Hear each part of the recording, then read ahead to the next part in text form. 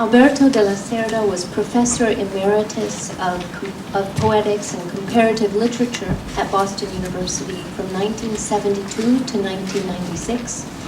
He was born in 1928 in Mozambique and died in London in 2007. Let me just tell you a little bit about tonight's speakers. I'll be brief. William Corbett is a poet who lives in Boston. Isabel Pinto-Franco is a Portuguese native translator and medical interpreter. John Silber is the former president of Boston University. Rosanna Warren is a university professor and BU's Emma Ann McLaughlin Metcalf Professor of the Humanities. Scott Laughlin is a former student and friend of Alberto de Lacerda's. Christopher Ricks is BU's William M. and Sarah B. Warren Professor of the Humanities and a co-director of the Editorial Institute. Luis de Souza is poet and longtime friend of Alberto de Lacerda's and executor of his estate. And Jhumpa Lahiri is a Pulitzer Prize winning fiction writer whose new volume of short stories, Unaccustomed Earth, is due out next month, and she's a former student of Alberto de Lacerda's. Please join us for a reception after the reading. Thank you. Bill Corbett.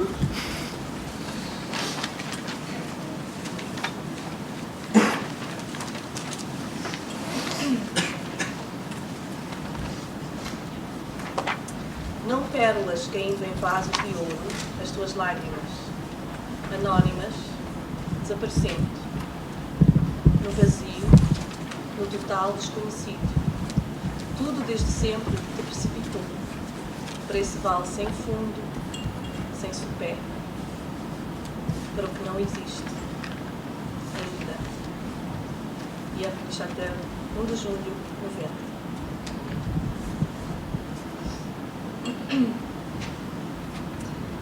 O encontro com os sonhos, ponte insuspeitada, única ponte. Do rasgo nascido do encontro, jorra a abundância magnética. Londres, 11 de junho, 90. Encounter with dreams, unsuspected, bridge, only bridge. From the tear, born out of the encounter, pours abundance, magnetic. Espiral de energia, explosão silenciosa do prazer. Pierre Chatel, 26 de junho, 90. Coffee, spiral energy, explosion in silence, pleasure. A laranja no meio da mesa. A laranja não está no meio da mesa. Fundamental chegar à conclusão de que não tem a mínima importância se a laranja está ou não está exatamente no meio da mesa. Boston, 9 de setembro, 70. Orange in the middle of the table. The orange is not in the middle of the table. It is fundamental to reach the conclusion that it does not matter at all if the orange is or is not exactly in the middle of the table. O espanto do silêncio imenso, a espera, o centro intercalado, a abstração constantemente necessária adentro do fluxo. Não há centro. Há diversas imagens de centro, todas verdadeiras, uma de cada vez, ao corpo.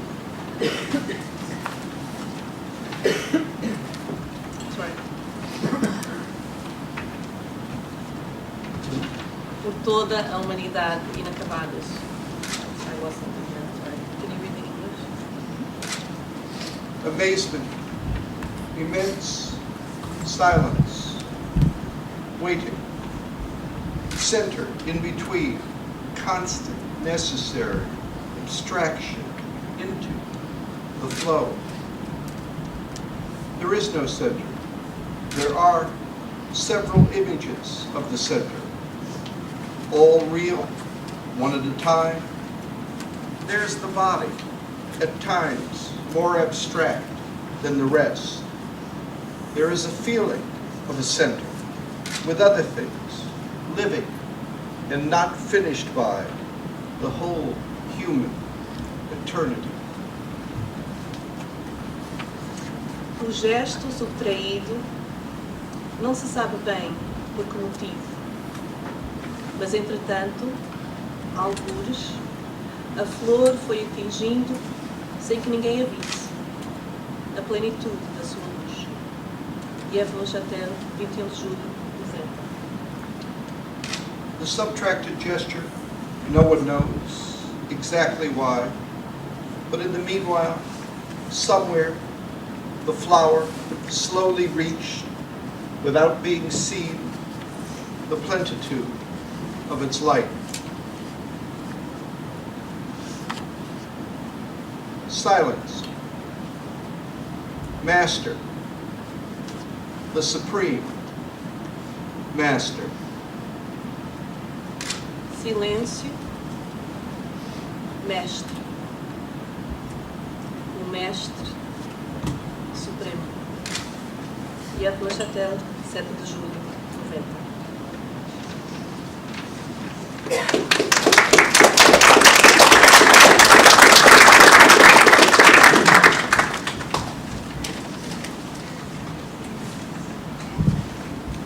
And now John Silber will say a few words.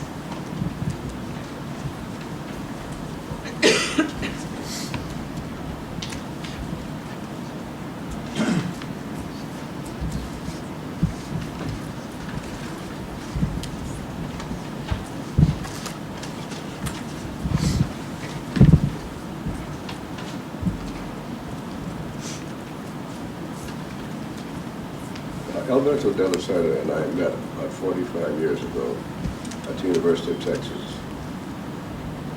He was introduced to me by Keith Botsford as an important young Portuguese poet. And I had just become Dean of Arts and Sciences in Texas and was able to be instrumental in his appointment there. And he was welcomed at the University of Texas. At that time, it was the university dominated by Harry Ransom, who collected the works of, and when possible, the poets themselves, whenever he could. Harris Smith, Shattuck, and others welcomed him as colleagues. And we made some effort to engage him in the life of the college.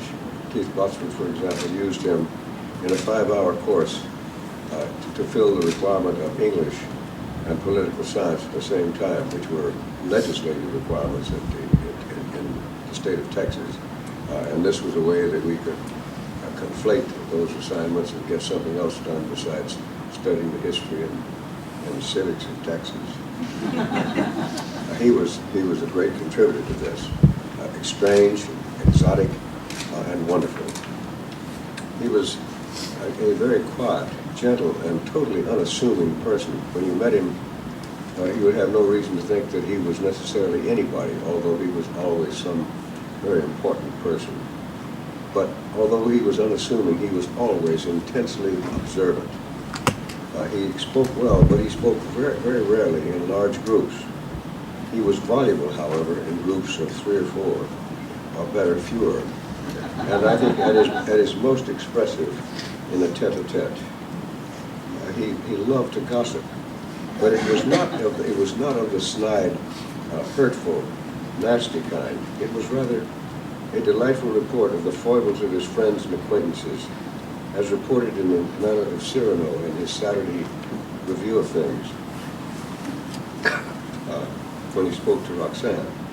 He could regale one with his perceptive description of the human comedy played out by one's colleagues. His classes were never large, but his students were of fine quality and deeply devoted to him. he could never be welcomed or flourish in an institution run by bean counters. And the trouble is, most institutions are. In 1971, I came to Boston University. Ira Smith, Carn Ross, Sid Koch, Jim Weissman, and several others followed, including, of course, Alberto. I read his poetry in translation, and they were best, as far as I was concerned, when he read them in Portuguese while I followed the translation.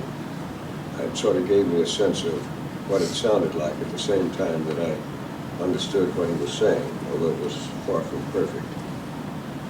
I was so moved by one volume that I gave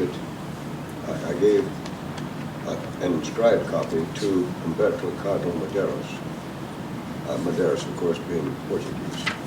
The Cardinal called me immediately and invited Alberto and me to dine with him. He was deeply troubled, he said, by the poetry. It was beautiful, but it was despairing. He thought these beautifully but despairing poems indicated a despair that might require faith to offset it.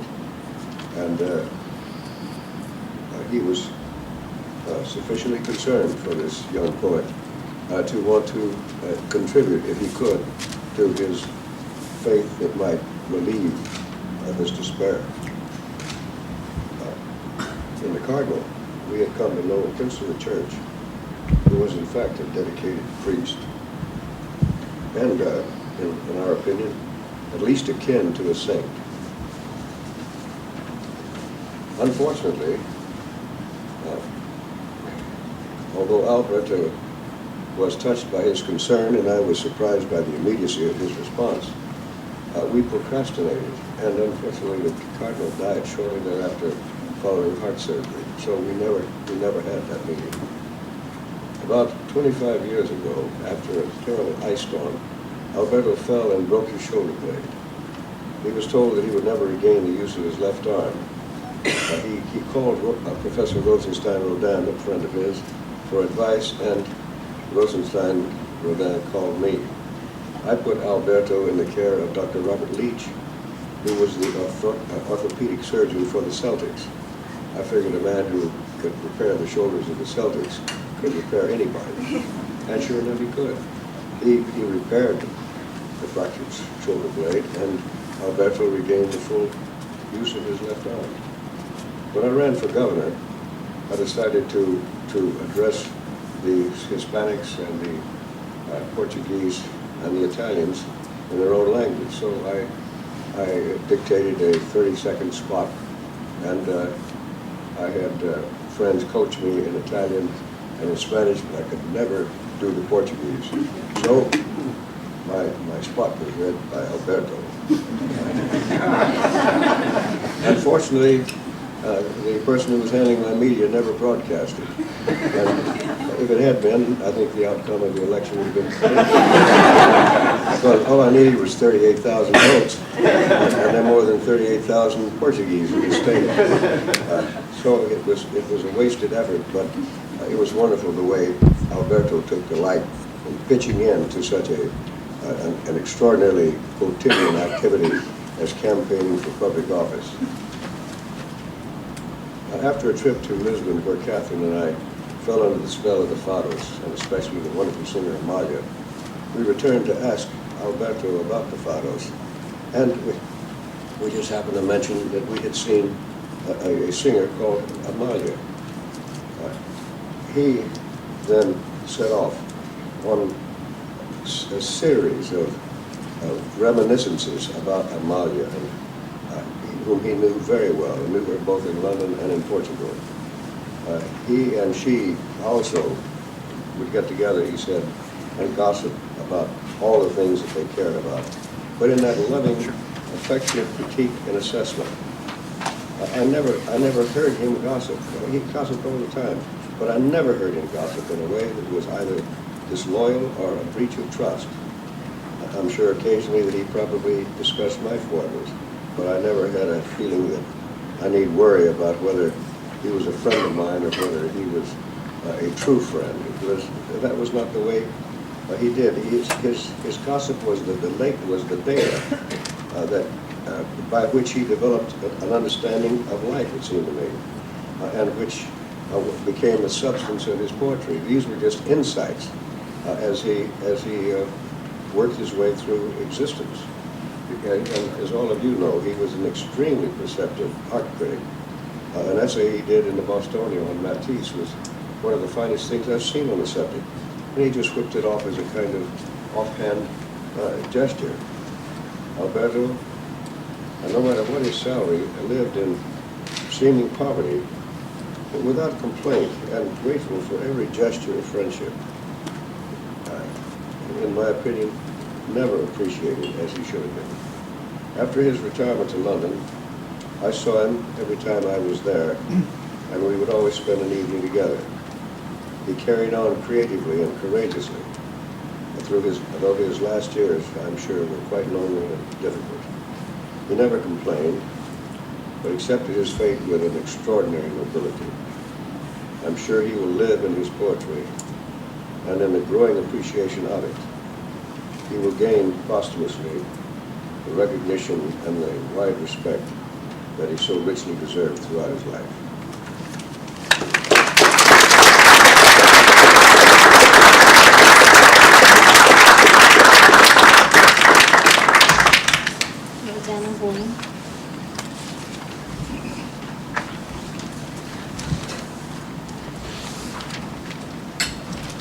Alberto and I taught here together for many years, and I have a vision of him that is the first one that springs to my mind when I think of him. So years ago, I walked in a tired way into the Ugar library looking for something, and I saw Alberto on the first floor across over there by the card catalog, standing in a kind of trance. He wasn't at the catalog, he was just standing and musing and dreaming, and he was a little slightly stooped and a little shabby, and his face had a great beauty to it, a great meditative beauty. And by that time, computers had already entered the library, and there was a ticky-tacky going on, and people were buzzing and probably trying to sneak Coca-Colas in. And this whole large modernist building around him seemed completely irrelevant to who Alberto was and what he was dreaming about, except that this building, the Ugar Library, did hold some great poems, and those were not alien to Alberto, nor he to them. What I remember thinking, and I was quite far from him, seeing him there in this state, that I was seeing maybe Paul Verlaine. I was seeing someone from another century. I was seeing a revenant. I was seeing a flaneur. I was seeing an aesthete. I was seeing someone in some profound sense marginal in the way that perhaps real artists are marginal to the business life. Alberto was a wonderful person to argue with. For instance, he was my favorite person to argue with about Paul Valéry, whom I still consider a brilliant stick in the mud and irritating, and Alberto considered very differently. And those are arguments that I miss terrifically. There's no one else with whom I can have precisely that kind of bloodthirsty argument about Paul Valéry. And the quality of his argument was to me, I'd say, more precious than the quality of his gossip, though the quality of his gossip was amusing. And another image I have in my mind always when I think of Alberto is the present he gave me, an engraving, a beautiful engraved portrait of Wordsworth, framed in a beautiful sort of, everything Alberto did was beautiful. That's what set him, made him kind of marginal in our American life. The portrait, this little engraving, was framed on under a kind of a dusty, subtle blue mat, and I have it framed and hanging in my house, and I think of him all the time, the meditator. I'm not saying he was Wordsworth, but there was a kind of a magnetic quality to this gift. I think in tribute to Alberto, I'd like to read just a few of the poems of his that touch me lately. I can only read them in translation. He was a master of silence, and the silences between his lines are deeply evocative, and it's hard to do that with silence. Most silence is kind of cheap and sloppy, but Alberto's silences were eloquent. He seems to have had, I think, a very fraught couple of months in December 1967 and January 1968 when he wrote a clutch of poems that are in this volume of his selected poems that are terrifying. I mean, maybe these were the poems that terrified the gardener. This poem is only 4 lines long. Forms disappear. Nakedness is more and more terrible. Austin, 12th December, 67. Death, the descending of weight to the root of blood, the intrinsic stone, and the flight. Austin, 22nd December, 67. Nothing. I shall forget the colonnade. I shall forget the smile of the foe on the burning house. I shall forget the blasted dream, that dream without hillside, nave, or truth. To others, I shall bring the happiness that to me was mysteriously refused. I shall be left with nothing, stripped of all nouns, including despair. Austin, 23rd December, 1967. And this last one I'll read, which seems to me a kind of fitting tribute to someone who has died, or who lives in his poems. In this room, ecstatic sitting at the sudden table of eternity.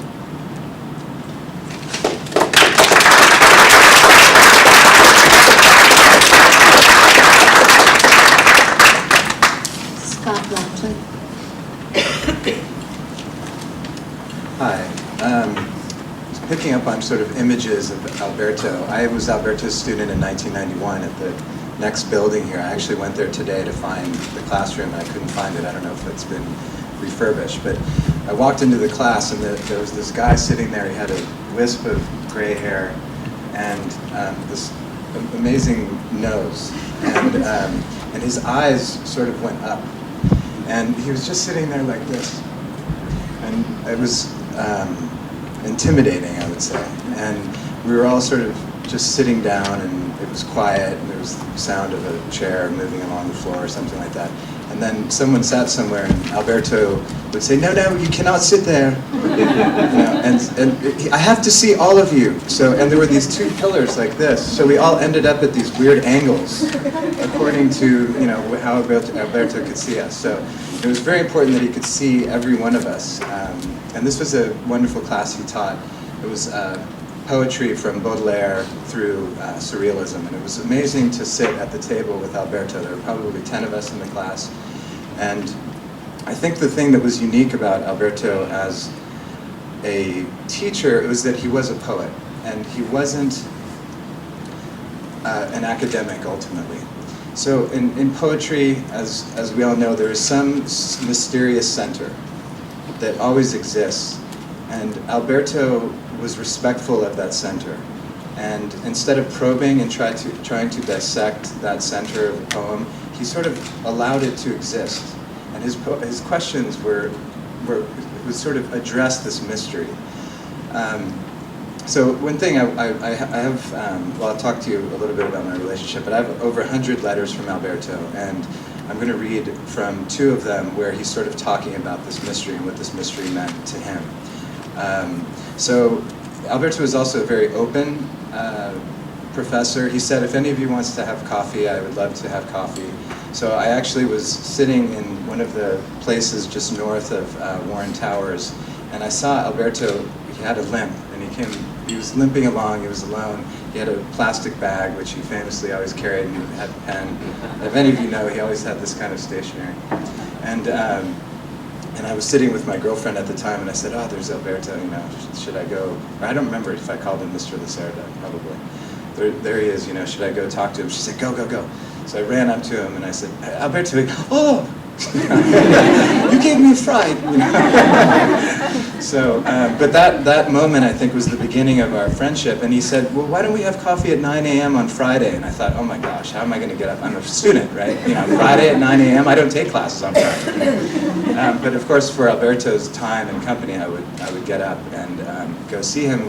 We regularly started meeting, and then he went to London. He only taught one semester at Boston University, and he went back to London.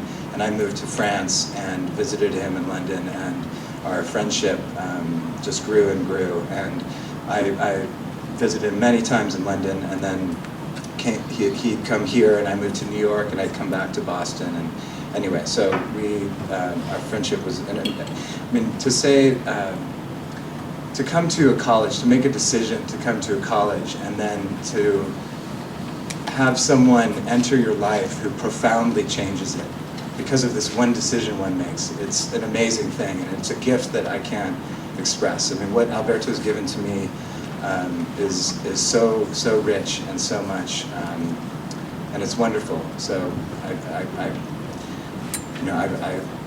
don't know what to say beyond that, how much he's given me. So going back to this idea of mystery, I want to read just one line that appears in his first book of poetry, which he wrote. He probably wrote this poem when he was 14 or 15. And the line is, always there is something unknown. And this is sort of, as he enters into the poetic world, this line appears, always there is something unknown. And at the end of this book, which he probably finished when he was not much older, 16 or so. So he was an incredibly precocious man. Here's the last stanza. I'll just read the last stanza. Thus I seek the mysterious center of the world I now inhabit, where I shall be the concentric utterance of life itself. So in a way you can think of this idea of mystery as bookends in Alberto's first book, and I think in many ways in his life, in all of his work. So I'm going to read from one letter. It's dated January 25th, 1996. Dear Scott, there is another name to add to the magical, enigmatic constellation which includes Debussy, Mallarmé, Vermeer, Mozart. There are more, though Mozart is at the center. Like Vermeer, he has an essential simplicity. But what reverberations, echoes, recesses, what infinite iridescence. The usual phrase, deceptive simplicity, doesn't apply to either Vermeer or Mozart. There is no deception. They both have genuine simplicity. But when we try to probe it, why is it so rich? Why a very direct gesture, something childlike, in the music? Why the depiction of a very ordinary domestic scene is amongst the greatest works ever painted? One gets lost. There is something forever elusive. How is it that in the most complex late Mallarmé, we know even when we don't understand? Artists of that family allow us to share into the greatest mystery without us reaching into what the mystery really is. Yeats put it very well. Man can embody truth, but he cannot know it. Every time I see a good performance of Hamlet, there is always a moment when I'm on the verge of an ultimate revelation. That moment is there and vanishes. Was it ever there? I shall never know. But something happened, not an illusion, outside of the self, which transformed me momentarily. Something that can never be verbalized. Something that eludes a frontal look or probing. Shakespeare is a man of the theater. That's another story. But with Vermeer and the others I mentioned, the enigma is paramount. And one would like to know, why is it so profound, so illuminating, of the whole of existence? And then there's the other point. What did these people know?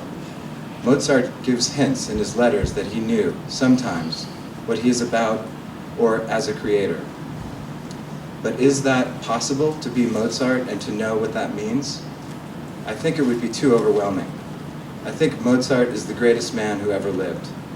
I've seen many good performances of the magic flute, and each time it conveys a sort of revelation that is certainly there and forever elusive.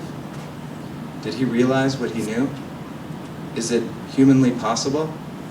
There is an inner certainty, a still center in both Vermeer and Mozart, pervading their work, which constitutes a great part of their enigma. So, you can imagine my getting that letter. I think I probably was reading it on the subway thinking, I shouldn't be reading this letter on the subway. Not 5 days later, I get another letter from Alberto. This one's dated February 4th, 96, so less than a week.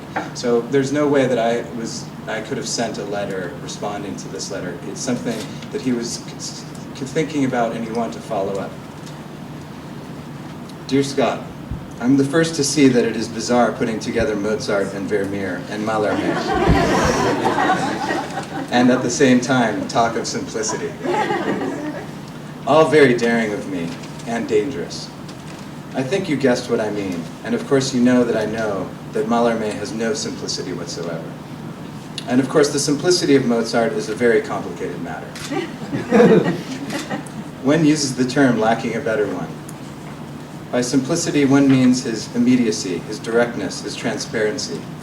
And Vermeer shares those three things with him. But Don Giovanni and Così fan tutte don't evoke at all the notion of simplicity. Mozart was a master of counterpoint, a very complex musical technique.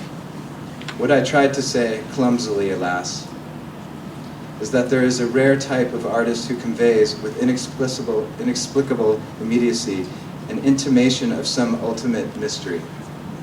In that sense, Mallarmé, so unique, so utterly different, shares something central with Mozart and Vermeer. Nothing transparent about Mallarmé, the most difficult of all poets. Mallarmé was self-conscious of his sense of mystery. He willed it.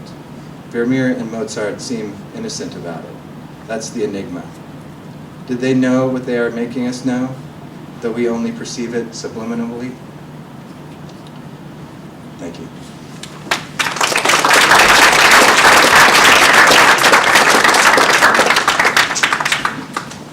Christopher Reeves.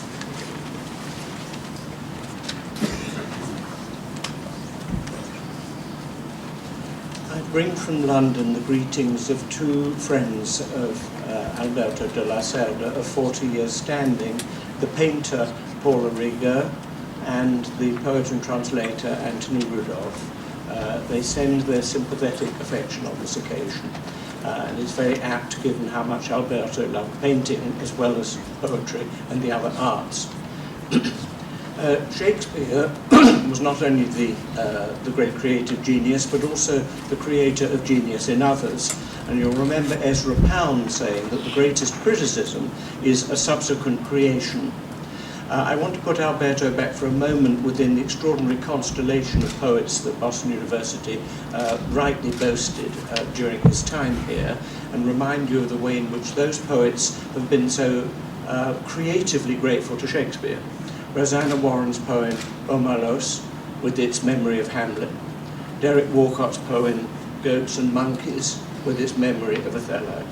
Geoffrey Hill's An Apology for the Revival of Christian Architecture in England, with its memory quaint mazes of Midsummer Night's Dream. And Robert Pinsky, An Explanation of America, with its extraordinary evocation of an amateur school performance of The Winter's Tale. What I want to do with, when it comes to Alberto's gratitude to Shakespeare is to read what is for me one of his most beautiful poems, a poem of which the Greek title means the King of London. I'll read it, I'll say something about it, and then I'll read it again, please.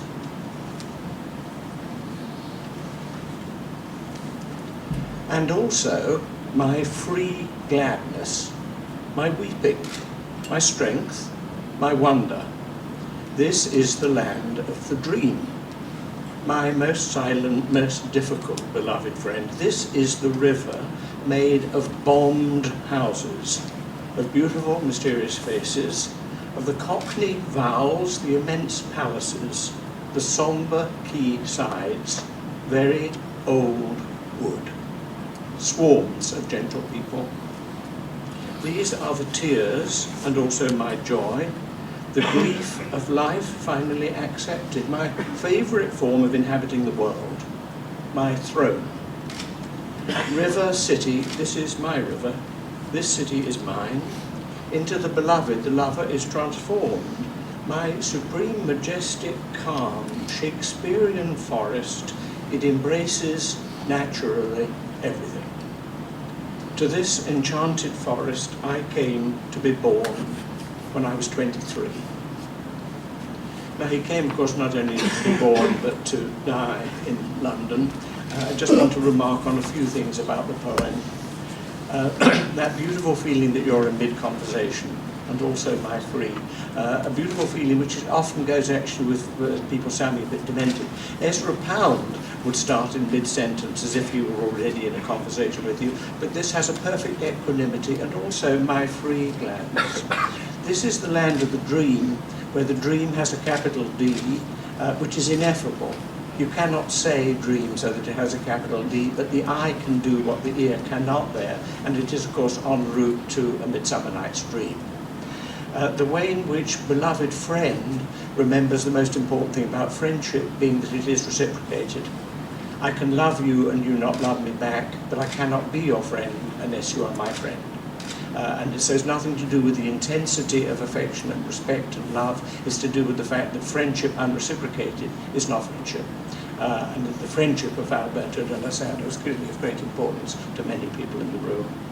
That lovely, very old wood, suddenly, and an extraordinary kind of admiration and loitering over that, with, of course, the move from that wood into the other kind of wood that is a wood, that is the forest. The beauty of river, city, this is my river. Not his river, to a poem with a Greek title written by somebody from Portugal. Nevertheless, it is his, because London is not an unreal city, it's a real city.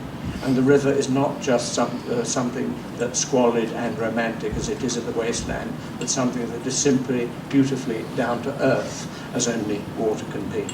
Shakespearean forest, the pun on wood, by which wood, of course, within Shakespeare's play, repeatedly turns upon what it is to be mad. That is the old sense of wood as madness, when this is a poem of entire sanity and peace of mind and calm. It embraces naturally everything. Wonderful pause with naturally when it means as a matter of nature, and of course it does, naturally everything. And then finally, to this enchanted forest I came to be born when I was 23, with the last word of the poem taking you back to, and also my free gladness. Thank you.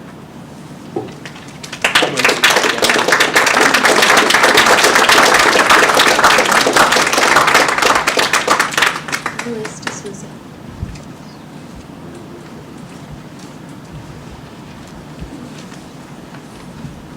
When I arrived in London in 1959, I had a little book with 2 addresses.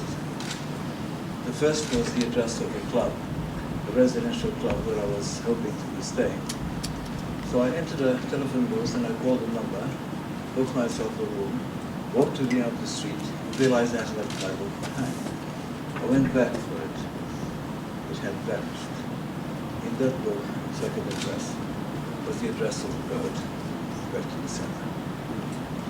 Well, I got settled. It took me a little while to get settled, but I did. And I plunged into the enormity of the London telephone directory, hoping to find Alberto's number. Of course, I didn't realize that Alberto rented a room at Albert. And room renters in those days did not have private numbers. They had a telephone extension in the hall. So, no Alberto in the telephone directory. So I asked all the people I knew, all 3 of them, if they happened to know where Alberto might be. Nobody knew his whereabouts, nobody knew who he was. Then I remembered that the address said St. Leonard's Terrace in Chelsea. So I went to Chelsea. I had seen his picture somewhere in the publication, and I thought that if I would bump into him, I would recognize him. So I walked up and down St. Leonard's Terrace and nothing happened, no one. It took me 2 years to find him. But I did say find, not meet. Because to meet him required a procedure, an Albertian procedure. The approximator was a man called Alberto de Lacerda, poet, And I was to provide him with my number for him to give to Alberto, but I was not to have Alberto's number. So he would call when it was good and ready, if it was good and ready. Well, he did call. The extension in the hall rang, and I answered the phone, and the voice says, "Hola, I'm Alberto de Lacerda." And, oh, hello. He says, I hear you were trying to find me. I said, yes, I was. Why? Well, I admire your poetry, and I'm a poet myself, and I left Mozambique not too long ago, and have friends there, or friends of mine, and, you know, I'm in London, it would be nice to meet. And he said, after a little pause, do you know Chelsea? Yes. Are you familiar with the King's Road? I am, yes. Do you happen to know a restaurant and coffee bar called Sao Tortuga? I said, no, but I can find it. That was not good enough for Alberto. Detailed instructions followed. And then he says, I'll be there at 7:30 on Monday, downstairs against the back wall. Don't be late. Well, I wasn't late. I arrived with punctuality and trepidation. Albert was there already. He was always the first to be there. That was not a procedure, that was a ritual. And he looked very dapper. He had a suit and a tie, he had a pocket handkerchief. And he looked singularly different and arresting. His elegance, though, denoted some eccentricity, because on a chair by his side there was a supermarket bag. It was a paper supermarket bag, a precursor of the plastic bag that carried through his years all the way to the end of his life. In it, I imagine, there were some books recently acquired, a copy of the Times, an Evening Standard, Basildon Bond writing paper, as demonstrated by Stalin, a Bible, programs, letters, a purse of coins, and no doubt some little bags of brown sugar, harvested from neighboring tables. There was something special about his presence altogether. His eyes, incredibly intense, and set slightly sideways, like the eyes of a bird. His voice. The voice was very clear and very well placed, very aristocratic but not pedantic. He was extremely poised and entirely relaxed. And I think that is called composure. We talked and talked and laughed. We laughed a lot. And we became friends then. I became friends forever. Alberto's friendship was full of surprises, full of wonderment, and full of danger. He led me to see his London, crisscrossing the traffic at the most difficult, dangerous angles, defying oncoming motor cars, buses, you name it, in order to lead me to these places that constituted his London. His imagination, his way of showing things was not only very innovative, but very profound. And with Alberto in his company, I saw the baptismal font where William Blake was baptized. I saw the facade of the building where the young Mozart stayed as a child when he first came to London with his father. I stood opposite the other facade of the other house where Verlaine and Humboldt had stayed together briefly in Camden Town. I saw in the sacristy of a chapel somewhere in Kensington the very unlikely likeness of Alberto in a religious guise as depicted by a friend of his at the Richmond. And views of the river and reflections on the river as might have been perceived by Turner or by Verlaine. Alberto was inexhaustible. And he talked about friends. For everything there was a friend in it, and a friend of a friend, and a legend sometimes. He treasured friendship, and he was through his own whimsical filters. He was very possessive of his friends. Friendship to him was a one-to-one affair. But through his whimsical filters, he found a way of sharing his friendships. And in fact, when I first came to Boston, I came to work in Washington, I arrived in Boston, came to see him, especially to see him. He talked about my friends in Boston. I said, Alberto, you are my only friend in Boston. I've never been here. He says, no, you're quite wrong, because you see, my friendships are contagious. And indeed, I went back to Washington, and phone calls came, and letters came, and books came, and people came. Alberto loved to talk about poetry, loved to talk about painting, loved to talk about freedom, the joy of being free. He would say, people are obsessed with their obsessions. I only have one obsession, and that is freedom. And the light. The light was important to him. Like freedom and justice, he always had.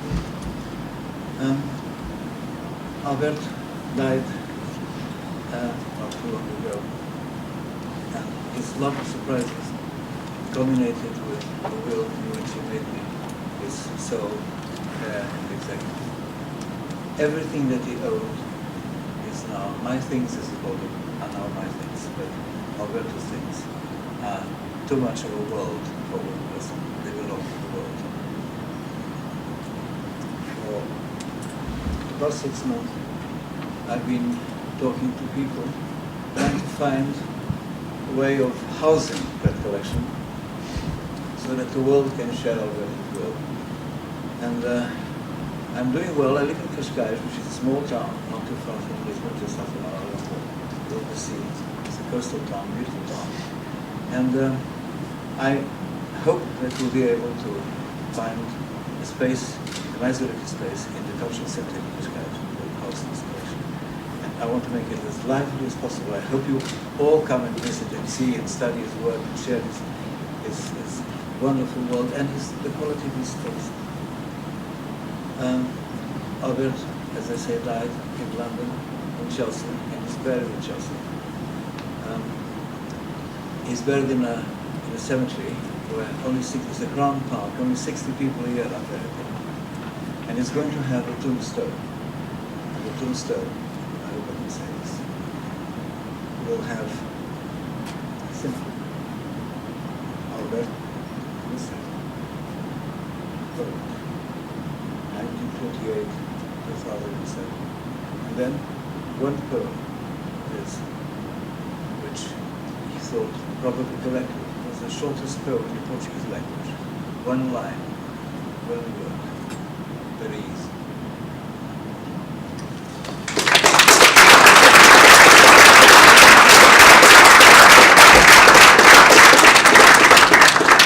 Dr. Mark Wiedersheim.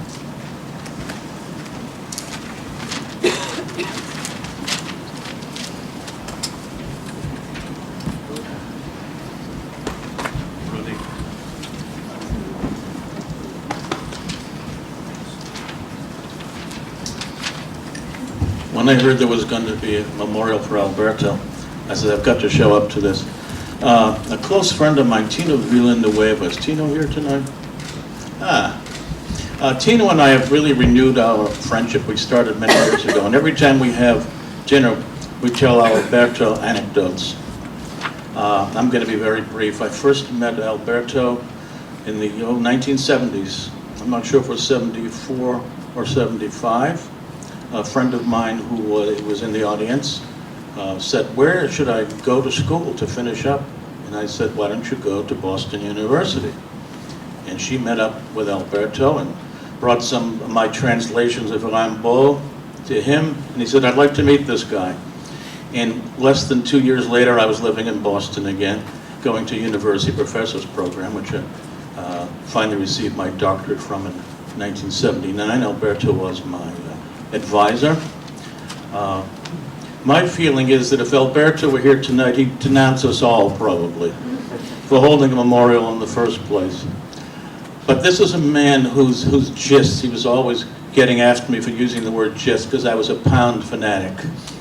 And I'm just going to give you a few anecdotes, a few little things that Alberto would say. For example, Rudolf Nureyev was one of his idols. Alberto was an authority and lover of almost anything in the arts. And he says, you have to go to see Rudolf Nureyev because these things never come again. Subsequently, I probably went to New York to see Nureyev more than I did the Boston Symphony, my favorite orchestra. And time has gone so fast, a very fast 30 years, and how true that was. One of our great pastimes was on Friday night, the music quiz on WBUR. It'd start about 6 o'clock at night. Alberto would be on his apartment at Bay State Road. I'd be living in Brighton. And Dennis Boyer was the fellow who ran the series, and he would play a piece of classical music, and you would have guessed who it was. And if you guessed it, you would get to have your name mentioned on the air. So Alberto and I would be back and forth. Was it Walter Piston? No, that was written here. And Boyer would give another clue and another clue. Finally, I came up with the answer. And always when he announced the winner, he would say, and a friend of Alberto de Lacerda. Alberto was my friend. He was a dear friend. I owe him a great deal. If it weren't for him, there would be a lot of poets and cultures I never would have discovered. He was a kind of a magpie. His mind darted from place to place. He would one day pick me up and take me down to Yale to see a David Hockney exhibit, to introduce me to Geraldo de Campos, the great concrete poet. We'd go to his house, and together they'd be reading Camões, and they'd be had it all from memory. Or when Jimmy Carter was president, this is a typical Alberto comment. One night he called up, he was laughing very hard. I said, what is it? He says, well, Jimmy Carter gave a speech in Poland, and it was translated poorly. And it went something like this: I lust after the people of Poland. I've abandoned Washington. But most of all, what I want to say about Alberto was that the people like that are very, very rare. He was a very exasperating man. It was never an easy time with Alberto, but it was always worth it. And I think one of the people who's here tonight who understood him almost as well as anybody I know is Dr. John Silber. It was Dr. Silber who brought Alberto to Boston University, I believe, in 1972. And I think I am very grateful not only for Alberto, but for John Silber and the influence he has had on me. And I remember the ending of one of Alberto's poems, which I had the pleasure of translating. He actually let me translate his work. And he said, the way was long, very, very, very long. Anyway, I want to thank you.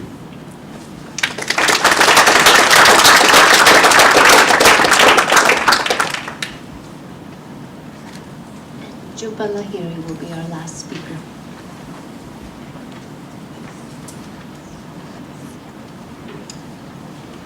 Just a few words of thanks before I begin. Thank you all for coming and filling up this room.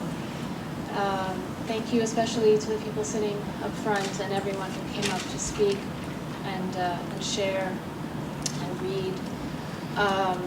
Thank you, Meg, Tyler, for putting this together. But really thank you, Alberto, for being my teacher and my friend. What I'm going to read tonight is for him. Bill Corbett very generously and kindly printed up what I'm going to read in this for Press Wafer, which is available, and it's also going to appear published in Agni, I think, in the next issue.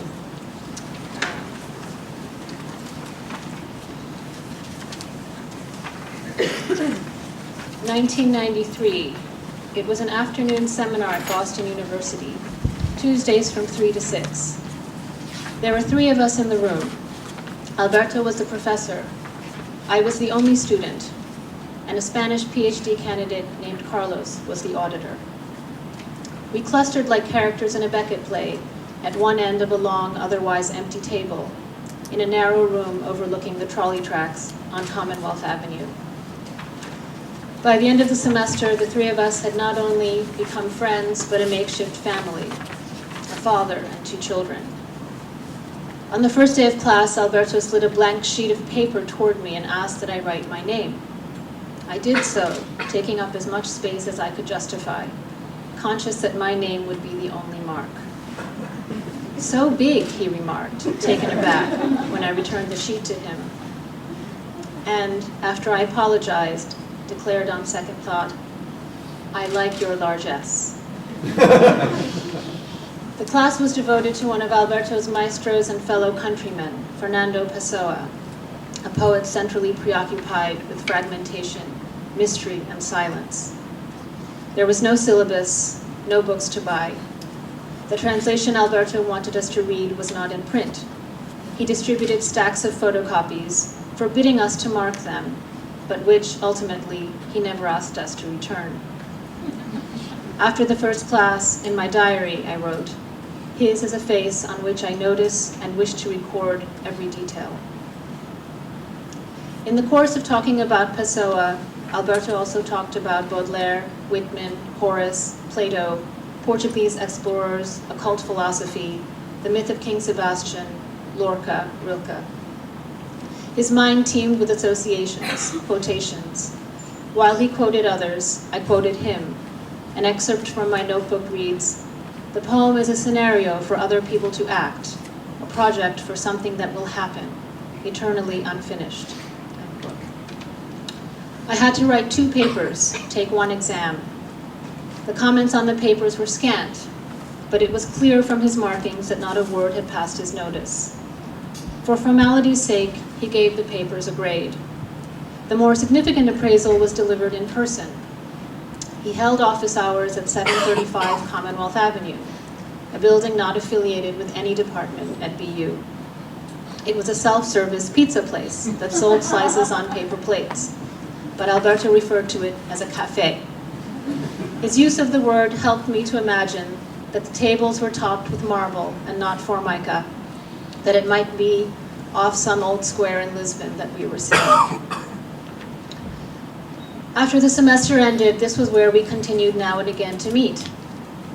Once, he brought clothes that needed washing, stuffed into an assortment of the famous plastic grocery bags, and put them into the machines of the laundromat below the pizza place, hurrying down the steps every 10 or 20 minutes, then returning and immediately resuming the stream of conversation. He drank his coffee, half milk, half coffee. On the days he ordered pizza, he ate it with a plastic knife and fork. Listening to him was always an intense pleasure, a voyage to a consoling world where books, paintings, and pieces of music were all that mattered. Among the things he told me, that he saw Hamlet performed over 100 times, that Burton was the best, that he knew an apartment in London decorated by Vanessa Bell and Duncan Grant, that he had once had lunch with Duchamp, that there were no more geniuses, that he owned every recording of Bill Evans and Ali Akbar Khan, that the Brazilian and Portuguese translations of Tagore were far better than the oppressive Victorian self-translation for which Tagore got the Nobel. Part 2, 1996. He had decided to retire and return to London, where he had lived during the 50s and early 60s. If artists are born twice, then London was that second birthplace for Alberto. During the months he prepared to leave, he gave me numerous things. A necklace made of ivory and wood, 2 round glass cocktail tables in the style of Arne Jacobsen, a 30-year-old high-quality turntable that worked, a piece of Venetian glass shaped like a light bulb with 2 small wings, a shredding piece of Chinese silk, bits of frames, small signed prints, painted cards still sheathed in plastic, things cut from magazines, an egg made of semi-precious stone, a tiny book on northern Himalayan painting, a few panes of glass. Each of these objects seemed to matter deeply to him. Though he was alive and well at the time, I experienced a sense of inheritance, of things being passed down, and understood that a long phase of his life was dying. In exchange for all this, the only thing I gave was a farewell dinner for Alberto at my apartment. Carlos, the auditor from the Pessoa class, and 2 other friends of mine, both fellow PhD candidates who had also studied with Alberto, came to salute the guest of honor. It was the night before Alberto's departure. Many toasts were uttered, many Bill Evans albums played. Alberto had brought his instant camera, and took several photographs to remember the evening. When I'd invited him, he'd warned me, there may be moist eyes. Part 3, 1997 to 2007. We began to exchange letters. His were always written on the same stationery, gray with a watermark that said Basildon Bond, the sheets folded in fourths inside of small matching envelopes. There was always a blue by airmail sticker affixed to the top and a brown 43 or 44 pen stamp of Queen Elizabeth II in profile. I love the return address, 48A Primrose Mansions, Prince of Wales Drive.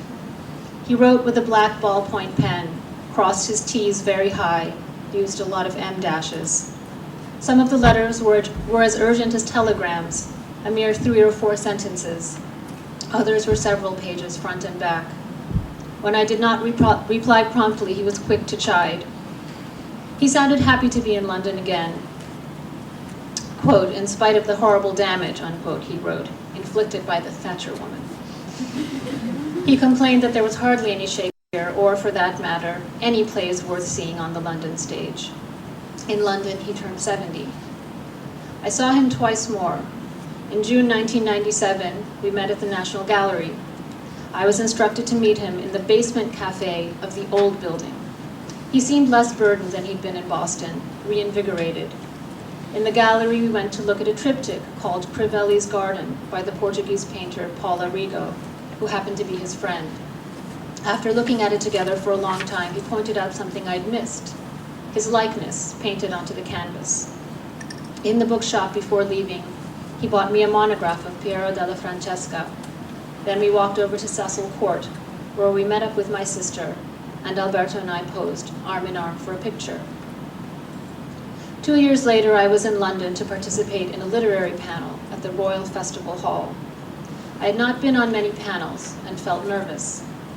Alberto, one of the first to arrive, sat erect in the front row. The panel was a debacle. The moderator slurred her words as if drunk. She later claimed it was jet lag. My fellow panelists and I sat, rudderless, mortified. Someone in the audience asked me a question. For whom did I write, Indians or non-Indians? When I replied that I wrote for myself, Alberto stood up. Of course she writes for herself, he declared, glaring to either side with an expression that can only be described as withering. Why on earth would a writer write for anyone else? I felt absolved. It remains the only moment of the panel I clearly remember.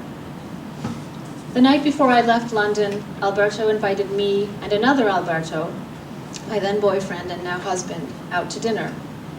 In a subsequent letter, he referred to the invitation as a suggestion, saying how pleased he was that we had accepted.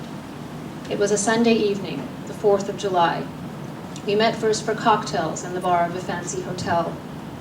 Walking in and seeing him alone at a table, dressed in a white seersucker jacket, I had the feeling he'd been waiting there for the past 2 hours. No music played. He knew someone who worked in the hotel and had arranged for silence. The younger Alberto and I drank martinis. A conversation took flight. After the dinner, we walked together to a restaurant where the elder Alberto had made a reservation.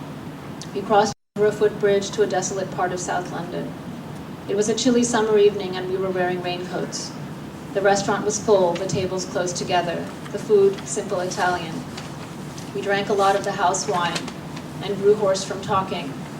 After the meal, we walked back over the footbridge. A picture was taken, this time of me and the younger Alberto. We stand close together, tired and sated, smiling into the camera. Small, dark, pinkish clouds crowd the sky, and the row of buildings behind us appears in near shadow. It was a spectacular backdrop, which de Lacerda had beautifully captured, but I was unaware of it until, back in New York, I saw the developed photograph. He did not reveal how he planned to get home to Prince of Wales Drive, whether he needed to find a taxi or a tube station. He said goodbye to us, then disappeared. In January 2000, he addressed his first letter of the new year to me. He wrote, "The whole hype about the millennium is sickening, maybe less so in America. I come from an old Catholic family, but I cannot stand Christianity. I cannot stand any religion. I have a great affection for St. Francis. His sense of fraternity with everything moves me beyond words. I know this involves a certain contradiction, but this we'll discuss in one of our endless conversations." All that lives is holy. These words by Blake could have been uttered by St. Francis. They involve a paradox, sometimes difficult to accept entirely. There are moments when I embrace those words as if in a vision. There are other moments when, though still overwhelmed by their sublimity, they are darkened by questions. End of the letter. After he died, Carlos and I were trying to ascertain whether Alberto had been present at a certain dinner party many years ago in Carlos's home in Brighton. I recalled Alberto presiding among us at the crowded table, but then wondered if perhaps because we devoted so much of the evening to talking about him, evoking him as we always did, he'd only seemed to be there, and in seeming, had over time joined us for the meal.